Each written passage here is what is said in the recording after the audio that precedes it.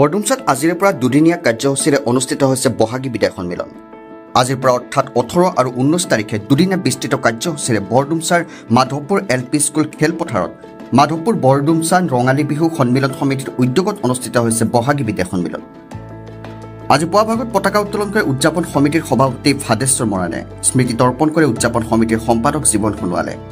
উক্ত কাৰ্যসূচীৰ মাজতে বৰডুমচা মিহলি ঋতুৰ গাঁৱৰ নিবাসী ধৰ্মপ্ৰাণ ব্যক্তি মুক্তানাথ নেওগৰ স্মৃতিত 1 মিনিট সময় মৌন প্ৰাৰ্থনা কৰে। দুপৰীয়া ভাগৰ পৰা অনুষ্ঠিত হ'ব বিভিন্ন ধৰণৰ প্ৰতিযোগিতাসমূহ।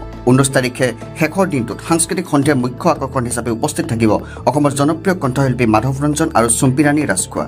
উদযাপন সমিতিয়ে সকলো ৰাইজৰ উপস্থিতিৰ লগতে সহায় সহযোগিতা কামনা কৰিছে। মাৰ্ঘেৰিটাৰ পৰা অৰুণ ভূঞাই জনাইছে খবৰ। পূৰ্বেও কৈছোঁ, বৰডুমচা হ'ল অসম অৰুণাচলৰ দুয়োখন ৰাজ্যৰ এটা সীমামূৰীয়া অঞ্চল। ইয়াত ভাৰতবৰ্ষৰ সকলো জনগোষ্ঠী ইয়াত পাব আৰু দুয়োখন ৰাজ্যৰ খিলঞ্জীয়া জনগোষ্ঠীসমূহে ইয়াত আমি সন্মিলিতভাৱে এই বহাগী উৎসৱ পালন কৰোঁ। ইয়াত আমি টাই আহোম, সোণোৱাল কছাৰী, মৰাণ, মটক, আদিবাসী, গোৰ্খা, হিন্দী ভাষী, ভোজপুৰী, আমাৰ বেংগলী ভাষী বা আমাৰ ইয়াত চিম্ফ, খামতি, নক্তে, পন্থাই, তানচা আদিকে কৰি ভাৰতবৰ্ষৰ বিভিন্ন জনগোষ্ঠী ইয়াত বাস কৰোঁ। আৰু আটাইতকৈ আমাৰ এই অঞ্চলৰ উল্লেখযোগ্য দিশ হ'ল ভাৰতবৰ্ষৰ বিভিন্ন ৰাজ্যত সীমামূৰীয়া বিবাদ হয় আৰু ল' এণ্ড অৰ্ডাৰ চিটুৱেশ্যনো বিভিন্ন সময়ত হোৱাৰ আমি খবৰ পাওঁ। এই বৰডুমচা অঞ্চল এনেকুৱা এটা অঞ্চল, ইয়াত কোনো ধৰণৰ তেনেকুৱা বিবাদ নাই। আৰু সেইকাৰণে আমি বৰডুমচা যি মাধৱপুৰ যিখন ৰঙালী বিহু সন্মিলন সমিতিৰ উদ্যোগত যি আমি বহাগী এই উৎসৱটি পালন কৰোঁ, ইয়াৰ বিশেষত্ব এইটোৱেই যে অসমৰ আয়ুৰেখা, অসমৰ জাতীয় স্বাভিমান, আমি অসমৰ এই ৰঙালী বিহুটিয়ে আমি জৰিয়তে আমি আমাৰ সমন্বয় এনাৰ্জিডাল আমি অধিক সুদৃঢ় কৰিবৰ কাৰণে আমি চেষ্টা কৰোঁ। গতিকে আমি ইয়াত এই বৰ্ষটিও বিগত বৰ্ষৰ দৰে সকলোৱে আমি মিলা প্ৰীতি আৰু খুব সমন্বয় আৰু এনাৰ্জিডাল আমি শক্তিশালীভাৱে ৰাখি আমি এই ৰঙালী বিহু উদযাপন কৰিছোঁ। 2024 ইংৰাজী আজি হ'ল 18 আৰু 19 মে'। গতিকে এই বৰ্ষটি যাতে খুব সুন্দৰভাৱে অনুষ্ঠিত হয় তাৰ বাবে আমি ৰাইজৰ উপস্থিতি আৰু সকলোৰে আমি সহযোগিতা আমি কামনা কৰিছোঁ।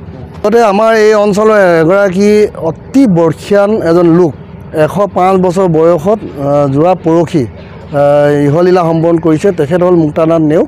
তেওঁ এই অঞ্চল যেতিয়া 105 বছৰ আগত যেতিয়া এই অঞ্চল বিভিন্ন জংঘলৰে ভৰপূৰ আছিলে, এই অঞ্চলত তেতিয়া শিক্ষানুষ্ঠান, বিভিন্ন ৰাজহুৱা অনুষ্ঠান, বিভিন্ন কাৰ্যক্ৰম সামাজিকভাৱে তেওঁ কৰাৰ ক্ষেত্ৰত তেওঁ আগভাগ লৈছিলে।